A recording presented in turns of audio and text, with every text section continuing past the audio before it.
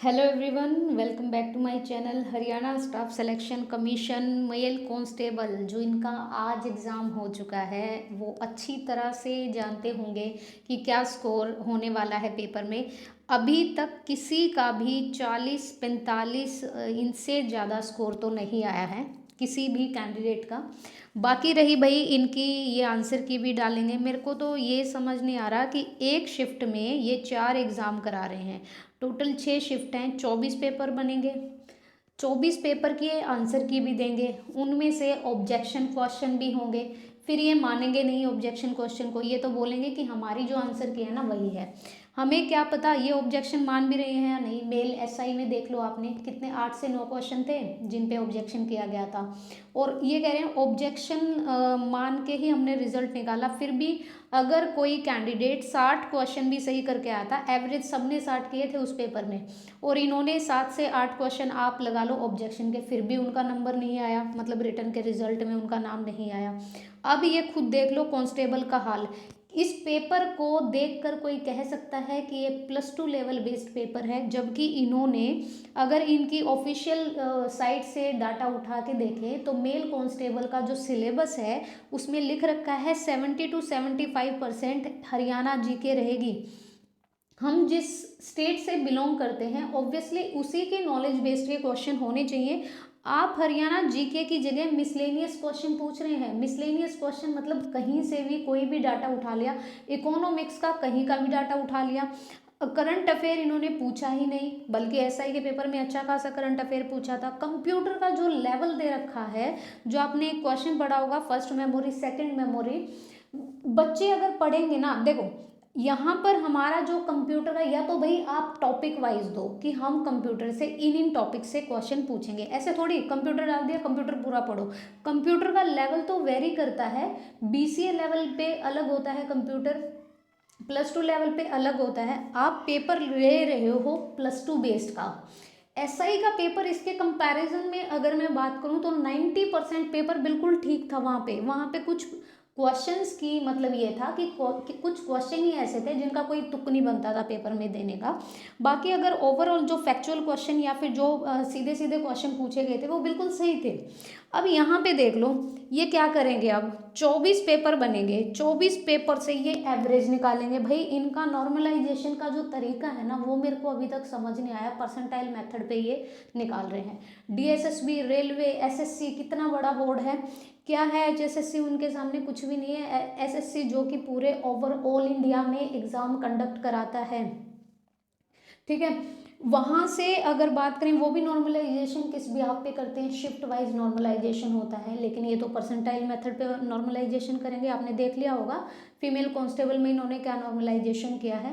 कल और परसों जो पेपर देने जा रहे हैं, अब उन भाइयों से ये पूछना चाहती हूँ मैं कि इस पेपर को पढ़ के वैसे ही तुम्हारे तोते उड़ गए होंगे, एक रात में या 2 रात में कुछ नहीं हो पाएगा। एक एक टॉपिक के अगर उठा के देखो कहाँ कहाँ से कौन कौन सा टॉपिक पढ़ोगे, ठीक है। और देखो जो एक तो वो कैंडिडेट जो कि पढ़ के सर्कल फिल करके आया है, एक वो कैंडिडेट जो क्वेश्चन पेपर पढ़ा ही नहीं, भाई सर्कल फिल करने हैं बस, दैट्स इट। बिल्कुल सेम आएंगे जिनके तुक्के लगेंगे ना, और तुक्के फिट बैठेंगे। अब 100 में से ये तो नहीं कह सकते कि 100 के 100 ही तुक्के फिट बैठेंगे, पर ज़्यादा नहीं, 40-50 तुक्के फिट बैठ जाएं तो काम बन जाएगा। अगर यहाँ से बात करें कि कितने मतलब कितनी जाने वाली है भाई, ठीक है, क्योंकि आज की जो शिफ्ट के जो हमारे 8 पेपर हुए हैं, 4 मॉर्निंग शिफ्ट में 4 इवनिंग शिफ्ट में, तो अगर मैं ओवरऑल बात करूं, मैंने सही बताऊं मेरे को आधे क्वेश्चन आधे से ज़्यादा नहीं आते भाई, सही बताऊं 50 से ज़्यादा क्वेश्चन नहीं आ पा रहे, क्योंकि बहुत ही पढ़ना पड़ता है इस चीज़ के लिए, तो सबका स्कोर इतना ही बन रहा है। अब दूसरी बात, अगर कल का पेपर इजी आ गया तो भी प्रॉब्लम है, क्योंकि वहाँ से कट ऑफ आई जाएगी। अगर कल का पेपर मुश्किल आ गया, कल और परसों मतलब अभी तो 16 पेपर होने हैं, अभी तो 8 ही हुए हैं, 16 कोड और आएंगे, अलग अलग कोड आएंगे एक शिफ्ट में, 4 कोड सेमेस्टर हो रहे हैं ये, ठीक है, ABC कोड। ये हाल है इनका, एक एक भर्ती लेने पे ऐसा करना पड़ रहा है इनको दिसंबर तक भर्ती पूरी करानी है। मुझे नहीं लगता ये पेपर रिकंडक्ट कराएंगे, कितना भी आप कुछ भी कर लो, इनको तो पेपर लीक होने से रोकना था। पेपर लीक भी कहाँ से होता है, कहीं ना कहीं से तो होता है, बच्चे तो वैसे करते नहीं है। किसी भी कैंडिडेट की इतनी अप्रोच तो है नहीं कि सीधा पेपर लीक करा देगा, इन्हीं में से कोई कराता है पेपर लीक। अब पेपर लीक तब हुआ था तो उसके बाद रिकंडक्ट कराया गया, तो इस तरह के क्वेश्चन दोगे क्या? एक कैंडिडेट क्या, अब सब कैंडिडेट हैं भाई, एक साल मेहनत करते हैं कि भाई हमें ये पेपर क्रैक करना है। पिछले पेपर को देखते हुए हमने सोचा कि यहाँ पर हरियाणा जीके अच्छी खासी पूछी जा रही है, मैथ और रीजनिंग का लेवल कम रहा है, इंग्लिश हिंदी की बात नहीं हो रही है, इंग्लिश हिंदी सही लेवल की पूछी जा रही है, और हिंदी में स्टेटमेंट बेस्ड क्वेश्चन ज़्यादा दिए हैं। लेकिन जो ये आपने 60 to 70% डाटा जो ये जीके वाला दिया है ना, इसमें तो घुमा दिया पेपर को पूरा ही। अब मुझे ये बताइएगा प्लीज़ कि किसके कितने क्वेश्चन आ रहे हैं, क्योंकि अभी तक मैंने जो रिव्यू देखा है उसमें 40-45 इतने ही क्वेश्चन बन रहे हैं, या इतने ही मतलब क्वेश्चन क्या, इतने ही मार्क्स बन रहे हैं सबके।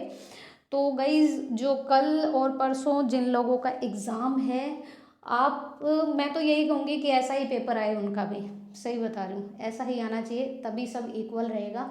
अगर इजी पेपर आ गया तो उस शिफ्ट को, अब नॉर्मलाइजेशन ये कैसे कर रहे हैं, आपको नुकसान हो सकता है या नहीं हो सकता, वो तो यही जाने नॉर्मलाइजेशन के बेस पे क्या करेंगे। तो गाइज मेरी बस यही इंटेंशन है कि भाई अगर आपको ऐसे ही पेपर लेना है तो मत लीजिए पेपर, कोई ज़रूरत नहीं है किसी का करियर ख़राब करने की, एक साल ख़राब करने की।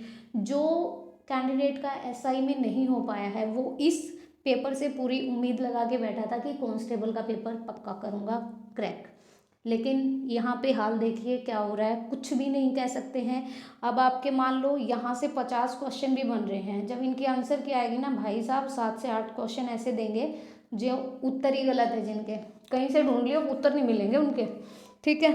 तो फिर देख लेना स्कोर, और फिर 8 शिफ्ट, वैसे 8 क्या 6 शिफ्ट में पेपर होना है, कट ऑफ का तो कुछ कह ही नहीं सकते हैं, कल और परसों का पेपर होने तो फिर पता चलता है। तो गाइज ऑब्वियसली मैं सब लोगों के साथ हूँ कि भाई ये चीज़ गलत है, क्योंकि बेसिकली हम यहीं से बिलोंग करते हैं, और कल को ये चीज़ हमारे साथ भी फेस होगी कि भाई ऐसा पेपर देंगे जो आपने तैयारी नहीं की है, जिस पेपर की, पेपर आउट ऑफ सिलेबस है या हम ही आउट ऑफ सिलेबस पढ़ रहे हैं, कुछ तो पैटर्न होना चाहिए पेपर का।